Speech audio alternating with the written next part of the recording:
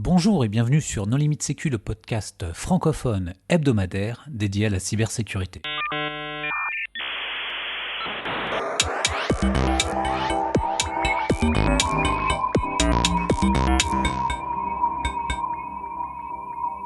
Alors aujourd'hui, un épisode enregistré en vrai, en présentiel, à l'occasion de la conférence UBIS à Brest, avec un invité de marque, Alexandre Dulonnois du Circle. Pour discuter avec lui, les contributeurs No Limite Sécu sont Nicolas Ruff. Bonjour. Et moi-même, Hervé Schoer. On va parler du cadre de modélisation des attaques, MITRE ATT&CK. Alors Alexandre, est-ce que tu veux bien te présenter ? Oui, avec plaisir. En tout cas, merci. C'est vraiment un plaisir de vous rencontrer en réel. Moi je travaille pour le Circle. Donc on fait de la réponse sur incident, on fait pas mal de projets. Et indirectement, on est aussi contributeur dans un projet qui s'appelle Attack Community, qui sont en fait un groupement d'utilisateurs de MITRE en Europe, mais aussi à l'étranger. Et on fait des réunions en fait régulièrement avec différentes personnes qui participent et qui contribuent aux différents projets et qui utilisent un modèle comme MITRE, mais il y a aussi d'autres modèles matriciels pour définir des techniques, etc. Alors ce modèle MITRE ATT&CK, à quoi ça sert ? Alors historiquement, ce qui est intéressant, c'est de voir que c'est un modèle qui est pragmatique. C'est pas un modèle théorique. Des fois, ça peut aussi venir de certains modèles qui ont été créés sur papier uniquement, mais historiquement, ça vient, si je me souviens bien, de 2013. C'était un projet chez MITRE qui était le ForMIT Project, qui était en fait la collection d'attaques réelles, donc d'informations sur des machines qui ont été réellement compromises. Et ils ont commencé en fait à structurer ces informations-là pour améliorer la défense.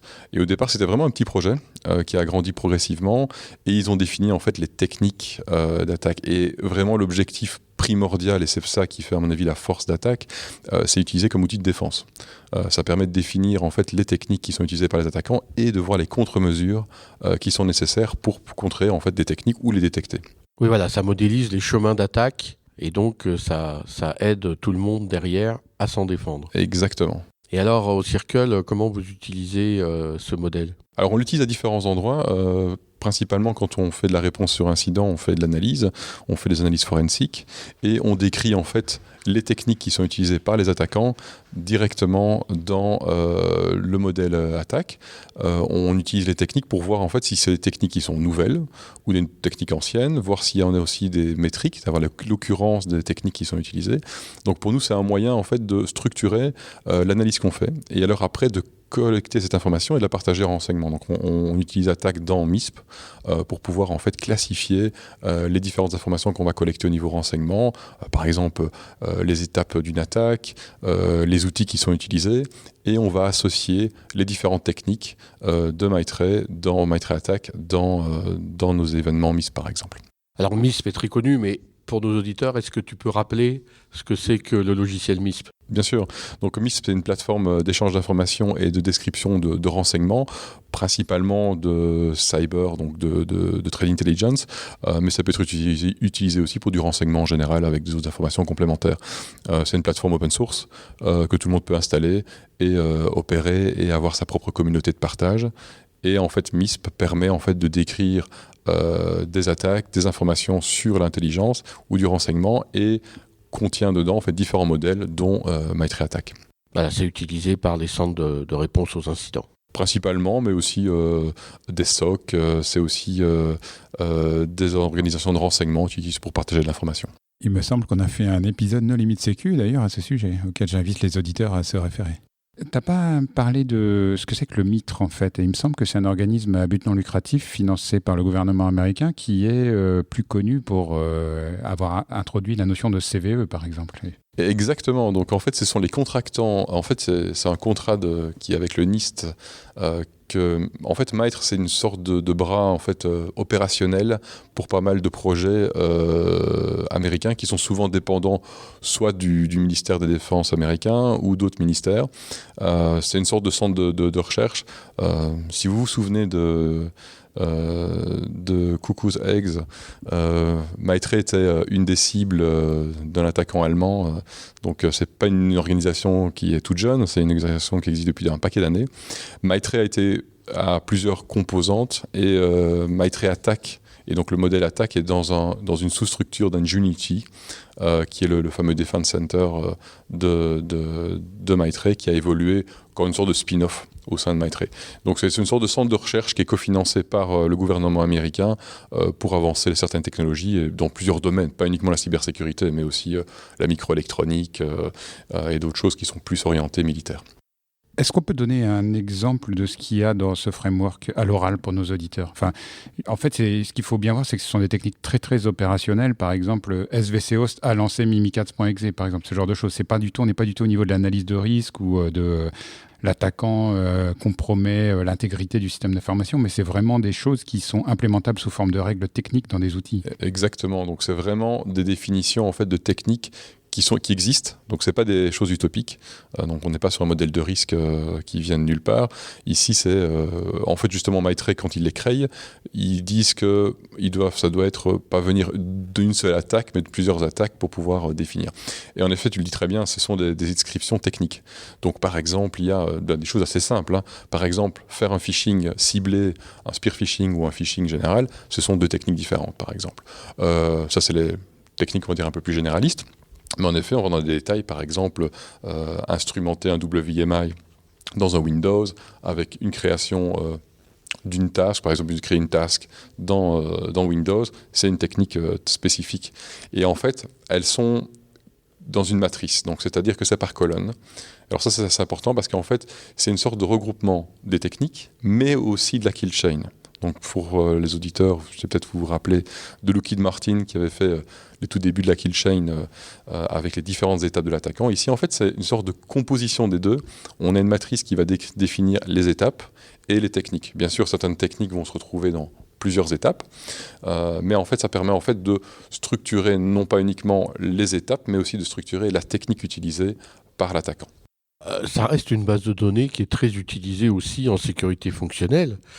Donc les gens aujourd'hui qui font de l'appréciation des risques, le principal modèle en entrée justement pour définir les chemins d'attaque, en tout cas le plus universel dans la plupart des méthodes d'appréciation des risques que je connais, c'est le MITRE ATT&CK aujourd'hui. Même s'il y a des gens qui aimeraient avoir d'autres modèles venus d'ailleurs. Donc ça sert aussi en gestion de risque.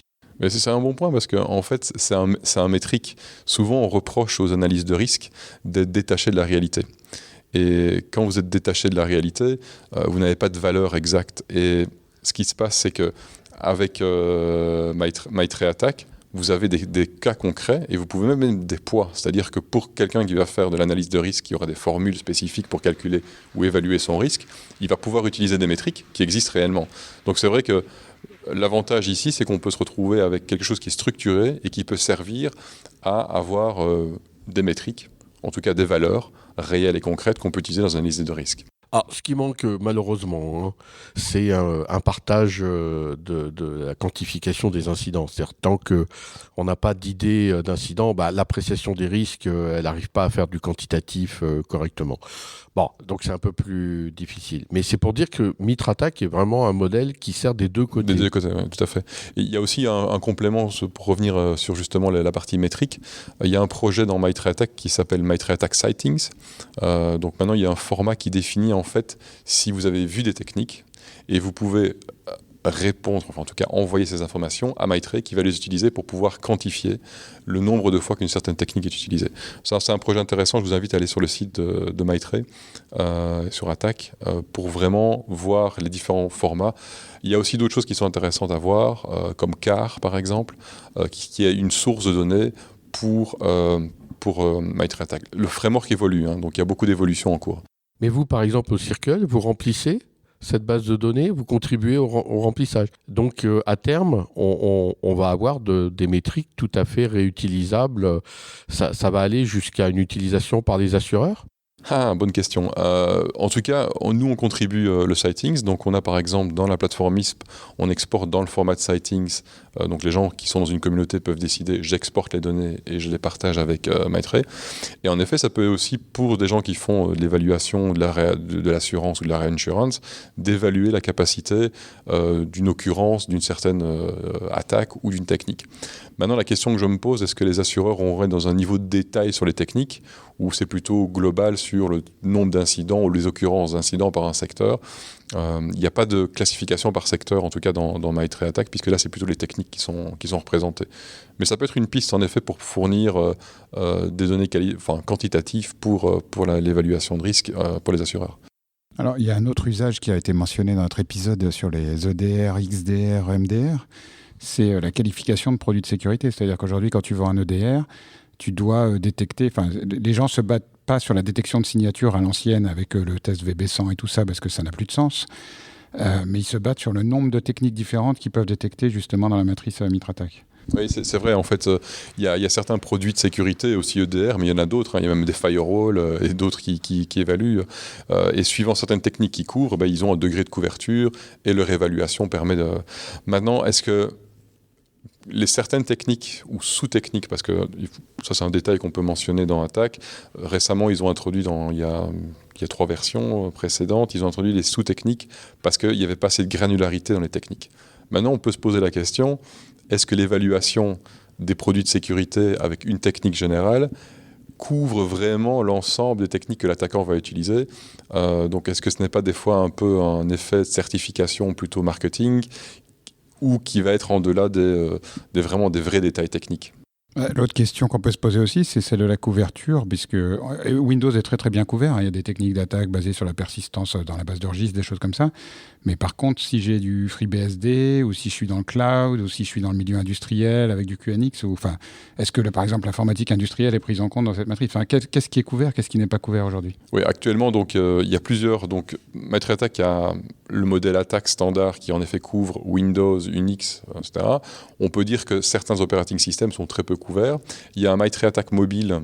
Il y a aussi un spécial ICS pour l'industrie, qui sont, on va dire, beaucoup plus jeunes que le modèle actuel pour Windows. Donc je suis assez d'accord de dire que les autres modèles qui sont actuellement créés sont plutôt, en tout cas, restent généralistes. Et c'est aussi le problème de remontée d'incidents sur l'industriel, etc. Peut-être qu'il y a beaucoup moins de détails et d'informations que l'historique qu'on a depuis plus de 10 ans sur des machines Windows compromises, etc. Donc ça, c'est aussi intéressant. Et qui contribue au contenu en dehors des gens de Maitrey eux-mêmes? Ça peut même être vous.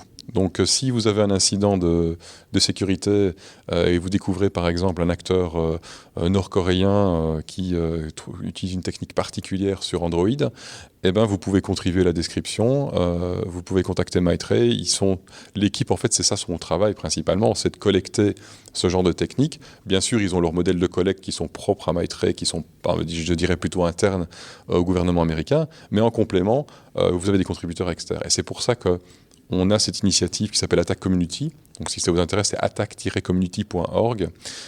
C'est des réunions régulières sur des gens qui utilisent Attack.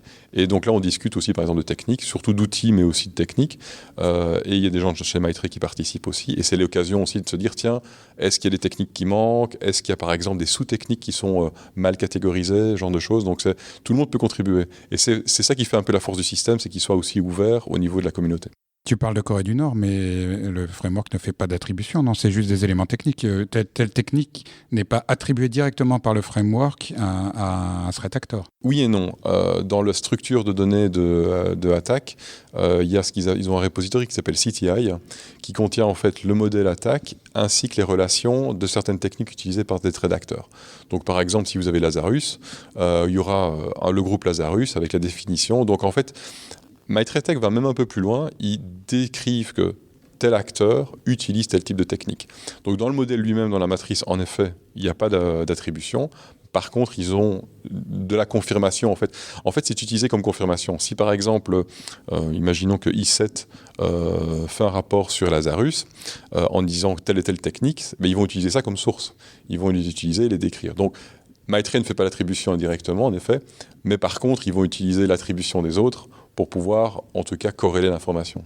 La communauté, tu parles de réunions, mais les réunions, ça ne doit pas être très efficace, non? Surtout s'il y a des dizaines de personnes. Est-ce qu'il y a aussi un Slack? Est-ce qu'il y a un système de ticketing? Enfin, est-ce que c'est sur GitHub? Enfin, comment ça marche? Comment ça s'organise quand tu veux pousser une nouvelle information? Alors, ça, c'est le... Bon, moi, je ne suis pas directement lié à Maitray, même si on travaille beaucoup avec eux. Eux ont leur propre modèle pour recevoir. Donc, actuellement, et c'est un peu le reproche qu'on peut faire au système, ça reste par email. Ils ont un projet de le faire en issue GitHub. Donc vous pouvez actuellement déjà discuter de certaines techniques sur leur repository GitHub, mais ce n'est pas normalisé pour l'instant. Il y a donc le Richard Strauss, qui est le directeur d'Ingenuity sur la partie defense et sur la partie attaque, voudrait améliorer ça et justement d'avoir un truc qui soit plus ouvert au niveau des contributions, d'avoir un modèle un peu un modèle open source qui serait aussi avec les issues, etc. Maintenant, je me pose la question, dans certaines discussions de techniques, etc., est-ce que tout doit être public? Je ne sais pas. Est-ce que certains contributeurs préfèrent carrément envoyer un email et que Maitray fasse le boulot derrière, ou est-ce qu'ils préfèrent d'avoir une discussion en public sur GitHub? Je ne sais pas. À mon avis, il y a peut-être différents modèles de contribution qui sont possibles. Est-ce que tu crois vraiment qu'il existe des techniques totalement incroyables, enfin je sais pas, des backdoors UEFI ou carrément des attaques laser sur des composants en usine pour backdoorer des équipements qui seraient envoyés et donc les gens auraient un tel niveau de criticité ou enfin, une attaque tellement avancée que les gens ne voudraient pas en discuter publiquement? Parce que pour moi, la plupart des techniques d'attaquants sont quand même rapidement recopiées, connues, documentées dans des papiers, etc. Oui, en fait, à mon avis, ce qui inquiète certaines organisations, il y a peut-être certaines attributions ou organisations qui seraient prêtes à en discuter, mais c'est pas spécialement la technique, mais c'est simplement le lien du fait qu'ils discutent d'un incident probable qu'ils auraient eu peut-être. Et à mon avis, c'est peut-être ça qui puisse le bloquer. Mais en effet, la majorité des techniques sont des techniques qui sont connues, etc. Mais sur certaines techniques, à mon avis, c'est 99%, les gens veulent que ce soit ouvert. Alors donc si je comprends bien, le gouvernement américain est l'un des principaux contributeurs du projet. Enfin, est-ce qu'il remonte beaucoup de techniques d'attaque ou est-ce que c'est plutôt les entreprises privées type E7 que tu as cité, CrowdStrike et autres? Je crois qu'il y a un peu des deux. Il y a, historiquement, au départ, c'est le projet Formit. Donc c'est quand même typiquement, on va dire, centré américain et gouvernement américain. Mais j'ai l'impression quand même que maintenant, il y a quand même beaucoup de sources complémentaires qui corrobore en fait l'input qui vient du gouvernement.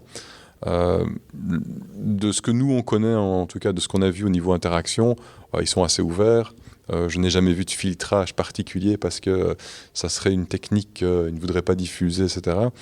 Donc c'est plutôt assez positif. Je dirais qu'on est sur la partie de Maitray qui est assez communicative et qui n'a pas vraiment de problème de discuter des techniques. Donc je ne crois pas que l'influence américaine ici soit négative. Tu as cité au début CVE par exemple, où justement les contractants de Maitray font pas mal de boulot, de review, etc.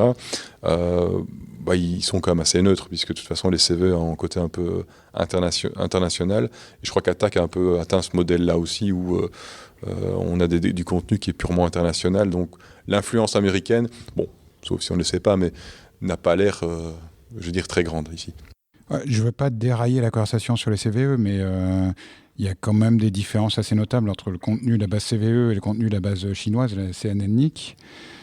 Toutes les failles ne sont pas forcément reportées à la même date dans les deux. Et puis surtout, le problème du CVE, c'est quand il y a un shutdown du gouvernement américain parce que le Sénat n'a pas voté de budget, il n'y a plus de CVE qui sont assignés et des fois le backlog a plusieurs mois. Donc il y a des produits qui n'ont pas de CVE pendant 6 mois. Quoi. Oui, ça c'est un grand problème. On peut discuter des CVE parce que c'est un sujet qu'on suit pas mal. C'est pour ça qu'on demande aussi, et c'est pour ça qu'on est aussi CNA, pour faire l'allocation directement. Donc pour ceux qui ne connaissent pas bien la structure de CVE, donc il y a une autorité nationale qui est le National Coordination of Disclosures aux États-Unis qui est contracté par Maitray et NIST ensemble, et qui en effet est budgété sur le gouvernement américain. Je crois que c'est sur le budget de DHS, si je me souviens bien. En fait, ils contribuent au niveau international. Mais si un jour ils n'ont pas de budget, en effet, ils n'arrivent plus à louer de CVE. Il y a déjà eu une période, je crois que c'était un bon mois, si je me souviens bien. Et donc, du coup, les gens sont coincés, mais par contre dans le modèle, il y a ce qu'on appelle le modèle des CNA. Donc le CNA, c'est l'organisation qui va aussi recevoir des pools en fait, de numéros CVE et qui peut les allouer, qui va aussi faire la description, etc. Et qui seront soumis dans la base de données au final. Donc dans les cas d'urgence, il y a toujours des solutions alternatives. C'est ce qui s'est passé par exemple lorsqu'il y a eu ce problème de budget, c'est JP-Cert qui a par exemple alloué énormément de CVE à cette époque-là parce que c'était plus facile de les joindre à ces et eux sont CNA. Mais il y a la discussion européenne dans la directive NIS2, il y a un point justement sur l'allocation de CVE au niveau européen. C'est un sujet à débat. En Europe, qu'est-ce qui contribue le plus ? Alors, je ne suis pas sûr qu'il y ait des statistiques sur les contributeurs, mais il y a quelques grosses organisations qui sont fort actives. Je sais que par exemple Siemens est assez actif, pas mal de CERT européens sont aussi actifs et rapportent de l'information pour les techniques, des corrections aussi. Je sais qu'il y a pas mal de pays de l'Est aussi qui contribuent, qui sont assez actifs dans ce domaine-là.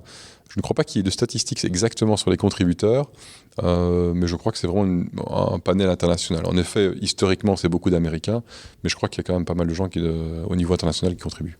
Et l'ANSSI, qui utilise dans sa nouvelle méthode et BioCRM le MITRE ATT&CK, elle contribue ? Probablement, oui. Le CERT-FR, à mon avis, contribue indirectement des techniques. Il y a sûrement des références même sur certaines des techniques où ça pointe sur des rapports de l'ANSSI ou autres. Donc, c'est aussi des contributeurs. Je ne sais pas le niveau de contribution, mais à mon avis, ils doivent contribuer comme, je dirais, tous les CERT au niveau européen. Et alors, quel est l'avenir de ce modèle des attaques ? Il va perdurer éternellement, il va se développer. Comment tu vois le futur ? Justement, au dernier meeting qu'on a eu pour l'Attack Community, on a eu une discussion assez intéressante. Bon, donc, on parlait justement de modèles industriels, de modèles spécifiques dans les réseaux mobiles, par exemple. Et donc, est arrivé plusieurs matrices attaques pour différentes techniques. Maintenant, la question qui est, est-ce qu'il faut une convergence pour avoir une matrice générale qui contient toutes les techniques pour tous les operating systems et tous les autres secteurs, où on garde des matrices séparées. Par exemple, il y a le modèle pré-attaque, donc tout ce qui est reconnaissance, attaque avant, etc. C'est séparé. Mais à terme, est-ce que ça va devenir plus grand ? Donc il y a des discussions sur ça, de savoir exactement comment ça va évoluer. Ça peut être un risque pour le modèle, d'arriver à un modèle qui soit trop complexe, en tout cas qui ait trop de techniques, on ne sait plus quelle technique choisir, ou aussi l'évolution des techniques. Si par exemple on a des rapports qui sont sur une technique donnée, et puis après la technique est découpée en deux avec des sous-techniques, est-ce que les anciens rapports décrivaient la technique 1 ou la technique 2 ? Donc ça c'est une problématique qui existe dans le modèle. Dans tous les modèles c'est un peu le cas, donc ça peut être un risque. En tout cas, ce que je peux voir, c'est que c'est utilisé, il y a des contributeurs, ça fonctionne. Maintenant, il va falloir faire des choix stratégiques sur la structuration du modèle et pour un moment, à mon avis, éviter ce genre de conflit où on a trop d'informations ou une évolution, des révisions aussi, quelle est la bonne version, de quelle technique, etc. Mais est-ce que le modèle arrive à rester indépendant des vendeurs de produits de sécurité ? Parce qu'à l'OWASP, il y a eu des problèmes sur le top 10, par exemple. Il y a eu des débats il y a quelques années, ça n'avait pas l'air totalement neutre par rapport aux solutions qui étaient offertes sur le marché. Est-ce que là, par exemple, il n'y a pas des gens qui vont tenter de pousser des techniques d'attaque parce qu'eux-mêmes ont des produits qui sont capables de détecter ce type d'attaque très spécifique ? Je pense, je sais pas, j'allais dire le process hollowing, mais c'est peut-être un peu trop spécifique comme cas, mais voilà, des trucs vraiment très niches que les gens vont avoir tendance à pousser parce qu'eux viennent avec une solution qui résout justement ce problème-là et qui sont les seuls à avoir sur la matrice. C'est une bonne question, surtout il y a eu quand même un changement au niveau de MITRE, c'est-à-dire que c'est venu sur Ingenuity, qui est là cofinancé et aussi sponsorisé par certaines organisations. Donc ce n'est plus un modèle qui est purement, on va dire, centré sur le gouvernement américain, mais c'est un modèle qui contient les entreprises privées aussi. Donc à terme, la question se pose, c'est est-ce que ces entreprises-là ne vont pas avoir une influence comme une entreprise aurait une influence dans une organisation de standardisation comme Oasis ou autre. Donc ça peut être un risque, oui. En tout cas, je ne le vois pas dans la version 10 actuelle, par exemple, du modèle. On n'a pas vu spécialement de techniques qui seraient poussées parce qu'elles seraient plus en vogue ou plus utilisées ou en tout cas supportées par les vendeurs. Pour l'instant, c'est vraiment les techniques des attaquants. Il n'y a pas de projet pour que ce soit une agence des Nations Unies qui prenne la charge de ce type de développement ? Je ne sais pas si l'historique va nous dire que l'ITU ou autre soit mieux qu'un organisme qui va être plutôt autonome et avoir des décisions ou d'un développement par consensus. Pas à ma connaissance. Maintenant, si je peux me permettre une petite digression sur ça, des fois une dictature, on va dire autoritaire sur un modèle est beaucoup mieux que d'avoir un consensus. On se souvient tous des trams ATM de 53 bytes, si je me souviens bien, de 53 octets, c'était un consensus et pas un choix technique. Donc dans certaines solutions comme ça, c'est peut-être bien d'avoir un organisme qui tient un peu le modèle et qui évite peut-être à certains moments de faire des consensus et qui tranche clairement. Peut-être une question troll pour conclure. Est-ce que dans le modèle, il y a des attaques utilisant l'intelligence artificielle ? Parce qu'on entend beaucoup dire que l'intelligence artificielle va dépasser les capacités des défenseurs et créer des attaques indétectables. Est-ce que ça existe aujourd'hui ? Si je peux me permettre, je ne suis même pas sûr qu'il y ait une technique spécifique pour les expressions régulières. Donc je ne suis pas sûr que ce soit déjà aussi avancé que l'intelligence artificielle. Non, je crois qu'on est tous d'accord sur le fait que l'intelligence artificielle reste beaucoup un mythe dans certains secteurs d'activité ou certains algorithmes. Mais par contre, il y a un modèle d'abus du machine learning qui est décrit dans une matrice. On l'a traduite, si je me souviens bien, dans MISP, dans une galaxie. Donc c'est exactement comme Maitre, donc c'est un modèle avec une matrice avec des colonnes, etc. Et là, c'est toutes les techniques d'abus de la reconnaissance d'images et du machine learning. Donc peut-être qu'avant d'avoir des techniques qui utilisent du machine learning, de l'intelligence artificielle, ce serait plutôt peut-être pour décrire des attaques contre justement le machine learning et autres. Oui, ce sont toutes les techniques pour faire en sorte que l'apprentissage automatique se trompe. Exactement. Adversarial machine learning, je ne sais pas comment ça se traduit en français, Hervé. La compromission de l'apprentissage automatique ou son détournement. Nous espérons que cet épisode vous aura plu. Merci beaucoup Alexandre pour nous avoir accordé ce moment. Merci aussi. Et rendez-vous la semaine prochaine pour un nouvel épisode. Au revoir. Au revoir. Au revoir.